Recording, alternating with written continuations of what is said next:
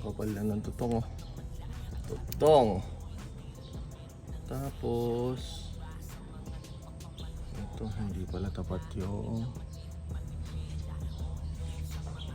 gasket. Paling ng konti. Tapos ginamitan ng pinagbabawal na technique, beta gray. Magamit ng beta gray dito sa head gasket. Ang beta gray. Sana yatang pambili ng head gasket to, ah.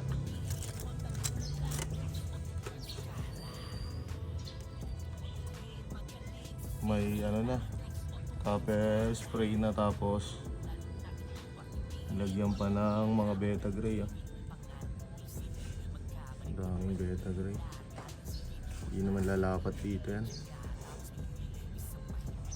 Yun, number 4, piston ring to.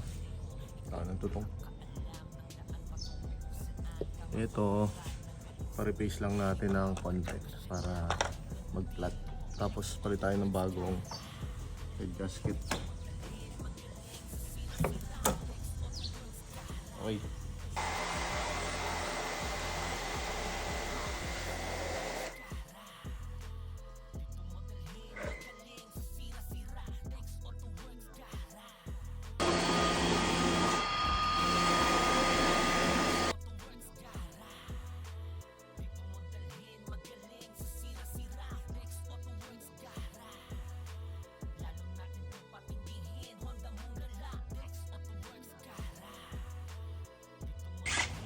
So yun, nung nangyari dito, kaya siya lumusot yung langis dito sa ibabaw. Nag-stack up yung oil ring. Ayan, oh, hindi gumagalaw. Wala, naka-stack up. Hindi siya gumagalaw. Ipit na ipit. Ay matanggal. Dapat ganito yan na kumakalog. Ayan to. Ayan, wala. Stack up siya.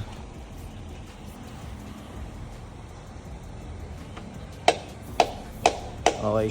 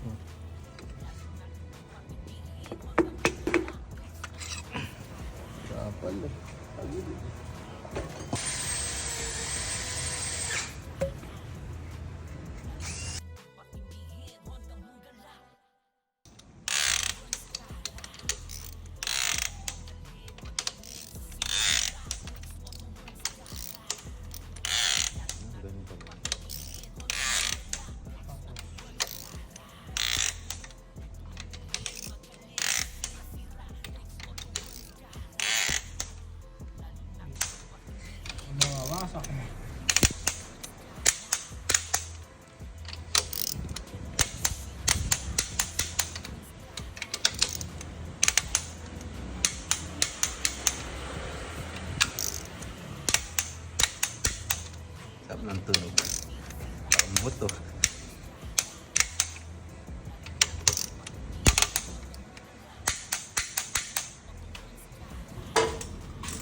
Ito talaga yung nagpapabilis dito sa B20 na to eh. Teka, may nakita ko sa loob. Yun, yung daon na akasya. Dumi. Inisin na rin natin yung mga yan, tsaka yung yan. Kailangan malinis lahat. Tapos, may napansin ako dito eh. Tanggalin muna natin. Yun. Sobrang dumi. Meron pa magic dito yan eh. Tumago sa loob ang aking kamay. Walang thermostat. Pinutol ni Mang Kanor. Ayan, kinater. So babalik natin yan sa dati dahil maayos na yung cooling system niya. Ibabalik na natin to sa automatic lahat. Okay. Sino yung nagkaka...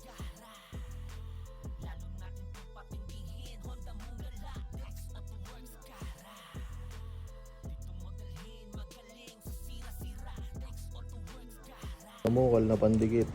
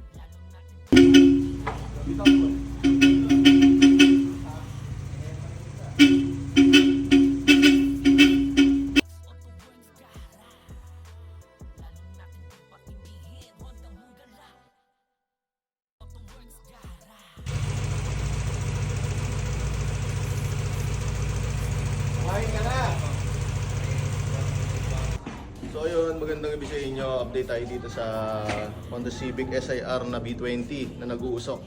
So ang naging problema is yung piston ring number 4 is pumakat, hindi na siya nag-expand. Kaya yung oil niya tumatagos hanggang sa ibabaw, lumulusot sa piston. So yun yung naging problema sa piston niya kasi ang tingin ko nung kinabit yung B20 block is hindi siya nilinis or kasi madumi yung piston ring. Tapos inilinis na rin natin yung cooling system niya. Inayos na rin natin yan lahat. Yung bypass tube, binayos na rin natin. Manifold, nilinis lahat ng sensors. Nag-air contact din tayo. So, ayan, air contact. Tapos, semi-wire tack. So, kung mapapansin nyo, dito sa side na yan, wala na yung mga wire dito. May mga wire dyan. Tsaka yung aircon na nandi dito. Ayan. Wala na siya. So, halos medyo malinis siya sa tingnan. Konting wire na lang yung makikita nyo. Tapos, ang pa ba ginawa natin dito? Yung mga, ano ba? Fluids. Lahat ng fluids, pinalitan natin. Tapos, check natin yung timing belt. Tsaka mga clutch. Mga repair kit, pinagpapalitan natin yung mga preno. Kumbaga full PMS yung ginawa natin dito, pinacheck ni bossing lahat. Pati aircon. Ayan, nilinis natin lahat pati aircon. Nag-aircon cleaning tayo, yung condenser niya is yung dati pa rin, inayos lang natin yan lahat. Tapos kusina. Dito naman sa loob, etong engine tapos na. Pinandar na natin siya, goods na rin, nakapag-bleed na tayo. So bukas, obserbahan ko na lang to, test drive ko. Pagka okay na siya, papakuha ko na kay bossing. So dito naman tayo sa loob. Dito naman sa loob, ang ginawa naman natin dito is nagkabit tayo ng 2DIN. Yung 2DIN na kinabit natin is kumpleto siya with luber. Kaya maganda yung hangin na pag in-aircon mo siya, buo yung hangin niya dito. Hindi siya yung merong hangin dito kagaya nung iba nating ginagawa. Kasi tinatabas lang natin yon. Ito, sukat na sukat siya. Tapos, tinalas natin tong dashboard. Yung nagpalit tayo ng luber. So, dinamay na rin natin yung mga nakita natin sa loob na dapat ayusin. Kagaya nung pag malamig yung aircon, nagmomoy sa gawin na to. So, meron yan dito kasama sa may chassis niya. May butas kasi yan doon, yun yung tinatakpan natin. So, testing naman natin yung start. Tingnan natin, ayan, check engine, ukay. So, ayun, one click, aircon natin. Ayan. So, labas tayo. Dito sa bandang likod. So, dito sa bandang likod naman, makikita natin dati is napakalakas naman yan. Saka may mga langis-langis. So, yan kanina pinandar natin kasi may gusto deposit na langis na nilagay natin. So, wala na siyang usok ngayon.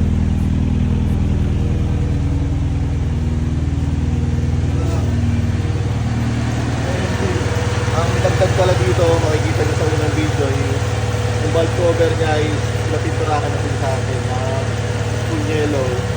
Yung carbon na valve cover, hintay na lang natin siyang dumating.